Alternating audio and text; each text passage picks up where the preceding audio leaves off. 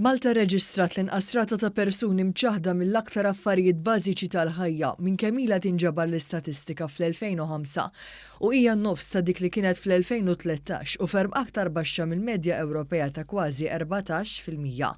ċifri tal-Uffiċċju Nazzjonali tal-Istatistika juru li fl-2013 kien hemm 39,000 ruħ illi kienu kkunsidrati li għandhom deprivazzjoni materjali, jiġifieri ma jaffordjawx 4 minn 9 nefqiet fosthom li darba iva u darba le, jiklu laħam jew ħut.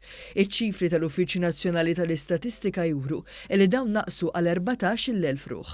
Ma' News, is-Segretarju Permanenti Mark Musso qal li tnaqqis fil-faqar kien riżultat ta' bosta miżuri li għenu persuni li kienu friskju ta' faqar jew li kienu fil-faqar. 96% tal-Maltin iħossuhom kuntenti bħajjithom. Ġifieri issa jiena naħseb illi xi ħadd illi jkun qed jgħix fil-faqar ma naħsibx li jkun kuntent f'ħajtu għalkemm jista' jagħti l-każ illi jkollok min għalkemm u forsi statistikalment ikun ikkunsidrat bħala fqir jew friskju ta' faqar, dik fl-opinjoni tiegħi hija wkoll sinifikattiva li turi li il-poplu Malti bħalissa qed iħossu tajjeb. F'konferenza tal-aħbarijiet, il-Ministru għall-Familja u Solidarjetà Soċjali Michael Falzon semma kif dan il-Gvern għaraf u indirizza l-faqar b'miżuri li qegħdin joffru kwalità ta' ħajja aħjar.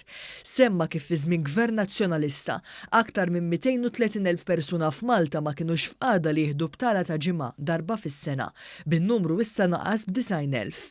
Il-Ministru semma kif minkejja dawn ir-riżultati pożittivi kien hemm żieda marġinali ta' 0.7% ta' nies li huma mċaħda minn affarijiet bażiċi. Wieħed mill-fatturi jew tnejn mill-fatturi li waslu għal kisida huma il-ħlas li wieħed jagħmel għall-kera u wkoll li hemm min isib ċertu diffikultà biex ħallas loans jew anke servizzi. Il-Ministru tenna l-impenn tal-Gvern li jindirizza din il-problema permezz ta' titjib radikali fl-iskema ta' sussidju għall-kera illi tipprovdi benefiċċju ogħla fuq il-kera, bogħotja li jlaħħaq il-massimu ta' 5,000 euro fis-sena.